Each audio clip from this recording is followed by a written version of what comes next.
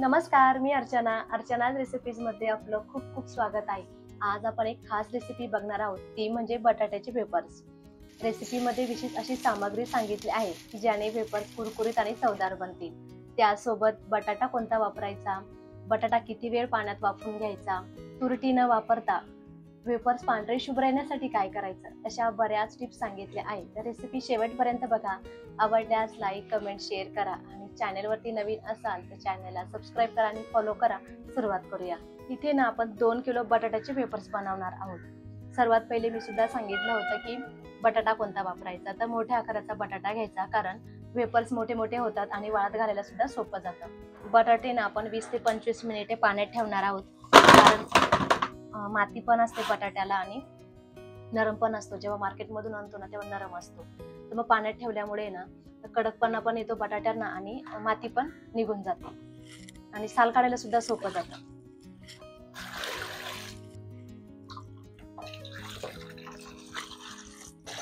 बटाटे पूर्ण पाण्यात बुडतील असे ठेवायचे. हलक्या हाताने बटाट्याची अशी माती सुद्धा काढून घ्यायची.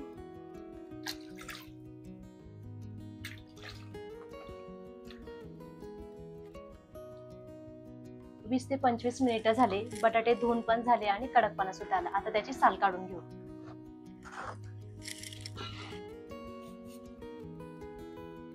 सर्व बटाट्याची ना अशाच पद्धतीने सर्व साल काढून घ्यायची.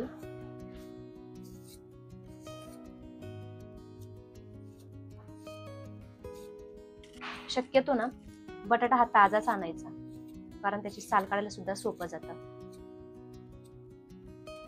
साल काढल्यानंतर ना परत पाण्यात टाकायचा, नाहीतर पाण्यात जर नाही टाकलं ना बटाटा तर काळा पडतो.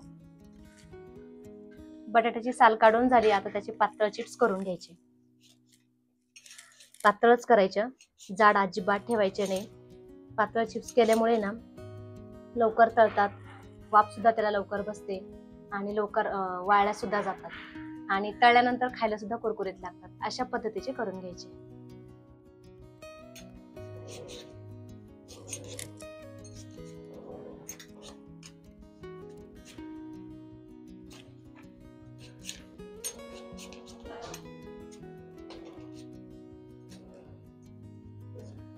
सर्व बटाट्याचे वेफर्स करून झाले. आता 2 ते 3 तासासाठी पाण्यात टाकायचे. पाण्यात टाकल्यामुळे कडकपणा तर येतोच, तसेच पांढरं शुभ्र सुद्धा होतात. जास्त वेळ नाही ठेवायचे बरं का, 2 ते 3 तासासाठीच ठेवायचे, कारण जास्त वेळ जर ठेवले ना तर वाफवताना खूप तुटतात ते. स्वच्छ पाण्यातच टाकायचे, त्याच्यात तुरटी वगैरे काहीच टाकायची नाही.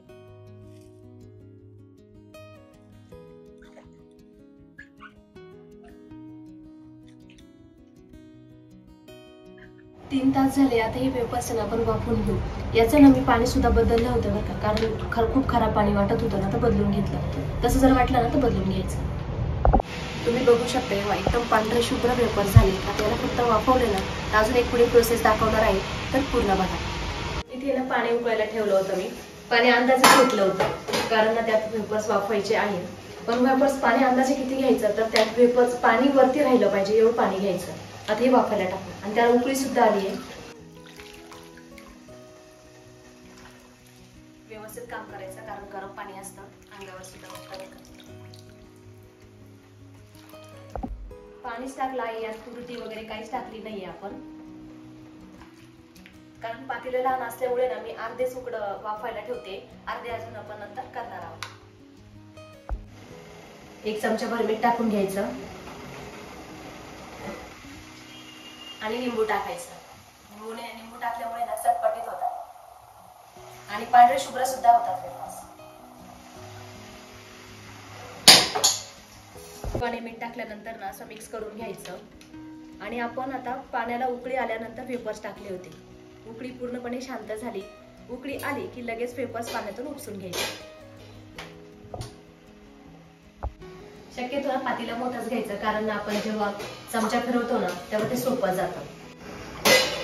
उकळी यायला सुरुवात झाली आहे, तर त्याला 2 मिनिटात उकळी येते आणि त्याला थोडासा पिवळसर कलर आला ना वेफर्सला, तेव्हा लगेच काढून घेणार आहोत. वेफर्स आपल्याला शिजवायचे नाही बरं का, फक्त वाफवायचे. उकळी आली आहे, तुम्ही बघू शकता. आता आपण ते चाळणीवर टाकून त्याचं पाणी निथळून घेऊ.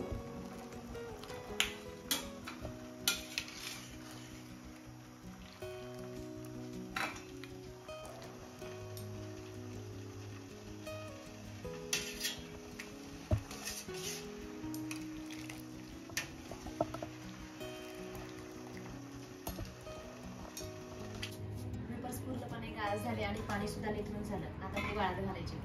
कागद घ्यायचा किंवा स्वच्छ कपडा घेतला ना मोठा, त्याच्यावर सुद्धा वाळत घालू शकतात.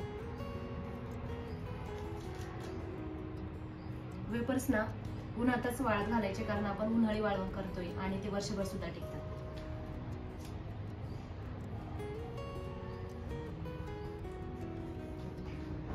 तुम्ही बघू शकता मोठा बटाटा घेतल्याचा किती फायदा असतो.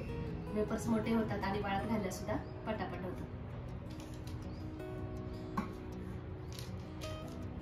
असे सेम प्रोसेसने उरलेले वेपर्स सुद्धा असेच करून घ्यायचे.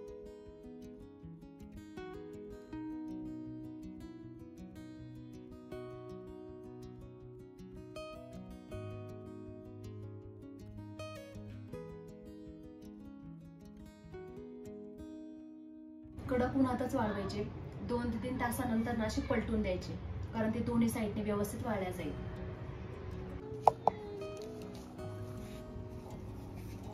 खरं तर वेपर्स करायला 2 दिवस लागतात. ज्या दिवशी आपण वेपर्स करतो ना त्या दिवशी वाळतात, पण थोडेसे वलसर असतात. मग दुसऱ्या दिवशी कडकडीत उन्हात वाळत घालायचे आणि मग संध्याकाळच्या वेळेस बघायचं, जेव्हा ऊन उतरतं तेव्हा असं मोडून बघायचं. असं मोडलं की समजून जायचं वेपर चांगले वाळले गेले. एकदम कडक उन्हात वाळवले गेले, तुम्ही बघू शकता. आता काय करायचं, तळून सुद्धा बघूया. गॅस मंद आचेवर करून तेल चांगलं तापवून घ्यायचं आणि सोनेरी रंगावरती वेपर्स तळून घ्यायचे.